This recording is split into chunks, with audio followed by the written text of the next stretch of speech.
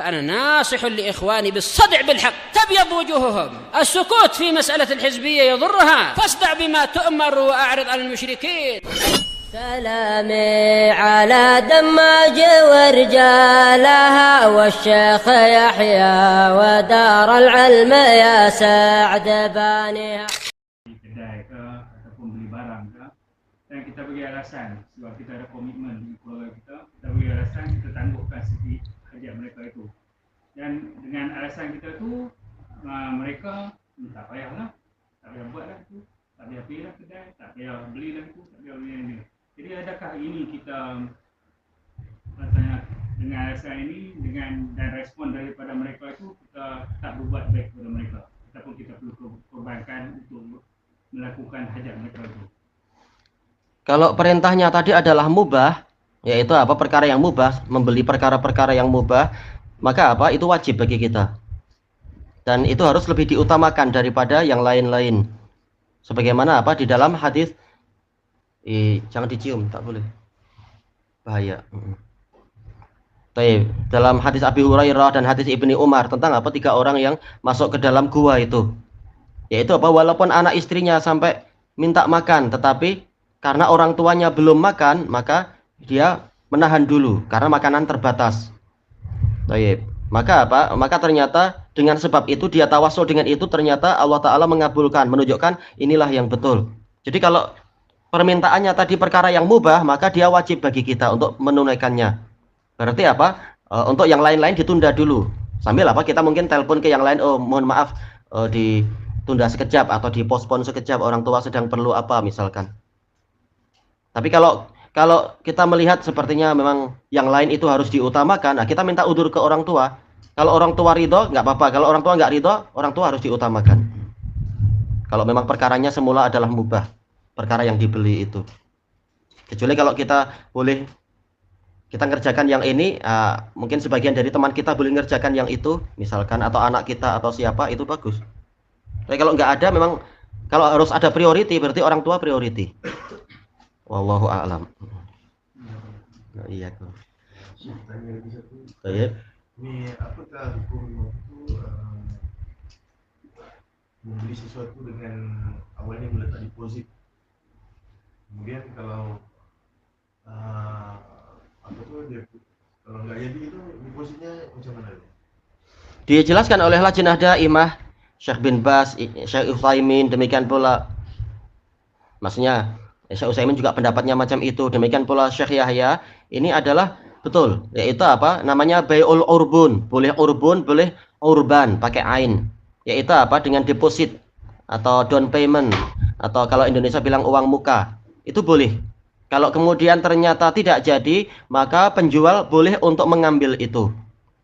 Dan itu adalah sebagai ganti dari kerugian penjual.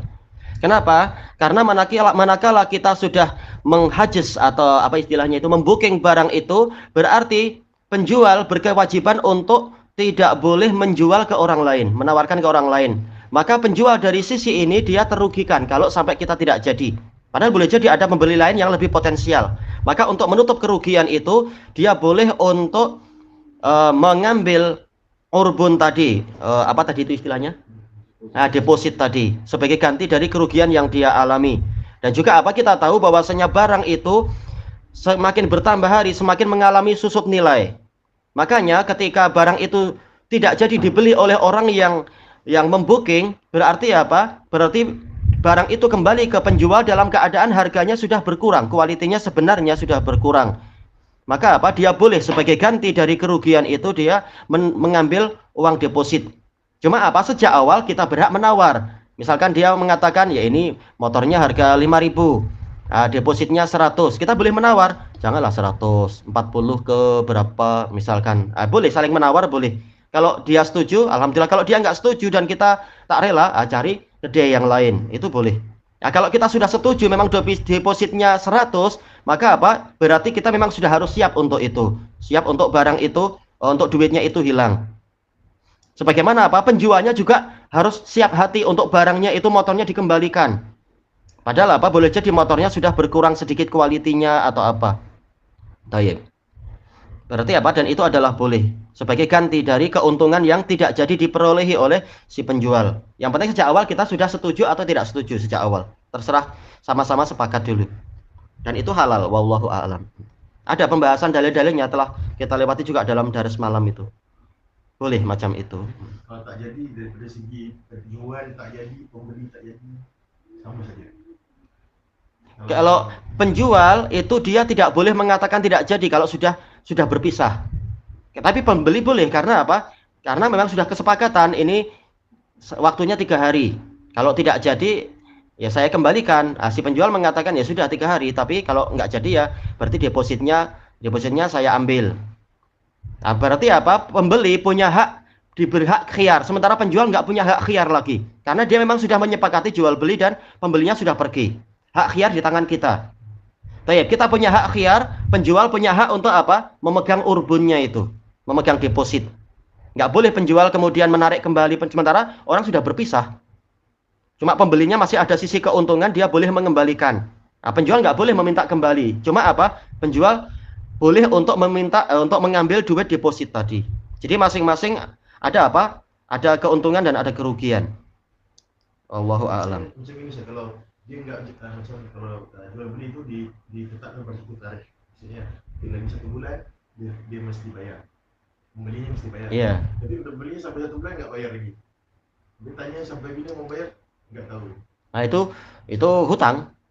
Allah Ta'ala berfirman, fanadhiratun ila maisarah. Tunggu sampai apa itu Allah kasih kemudahan. Maka sejak awal boleh seorang penjual itu melihat kualiti pembelinya. Anda hutang sebulan ini Anda yakin boleh bayar? Dan kita lihat kalau dia bilang oh saya yakin, tapi kita lihat keuangan dia, memang kenyataannya dia tipenya tipe mampu bayar atau tidak. Jadi kita tidak wajib menghutangi orang. Tapi apa? Kita berhak untuk memeriksa dulu. Kalau dia memang layak, maka ini dikatakan mali, orang yang memang punya kemampuan untuk membayar, boleh kita kasih. Berarti kalau dia hukum asalnya punya kemampuan membayar, ternyata bulan berikutnya tidak mampu, mungkin apa? Ada udzur. Berarti tunggu, kasih kesempatan lagi. Tapi kalau sampai suatu ketika kita lihat memang dia ini iflas, muflis, yaitu bankrupt, kita boleh untuk apa? Boleh untuk mengambil barang dia sesuai dengan kadarnya, bukan berlebihan. Baik. Jadi tidak dirugikan, tapi juga apa? Tidak boleh mengambil keuntungan di balik kerugian orang lain. Jadi yang dilakukan oleh sebagian penjual yaitu menarik kembali kereta itu boleh, tapi apa? Kalau memang orang itu bankrupt, yaitu apa? Dia tidak mampu lagi membayar, boleh ditarik, lalu apa? Dilelang, dilelang, lalu diambil sesuai dengan kadarnya, tidak boleh berlebihan. Sesuai dengan kadarnya tentunya. Karena apa? Boleh jadi si pembeli sudah membayar sebagian. Nggak boleh kemudian 100% berarti kereta itu atau motor itu jadi milik dia, enggak, tapi sesuai dengan kadarnya, kadar harga yang disepakati. Enggak boleh ada riba di situ. Nanti sisa uangnya dikembalikan ke pembelinya. Jadi tidak ada yang dirugikan secara kenyataannya. Wallahu a'lam. Baik. Tunggu sampai apa? Dia bankrupt tentunya. Bankrupt secara syar'i, bukan ada penipuan atau pemaksaan. Oh, engkau saya hukumi bankrupt, enggak boleh, lihat kenyataannya. Wallahu a'lam. Baru boleh dirampas barangnya itu. Wallahu a'lam. Alhamdulillahirabbil alamin.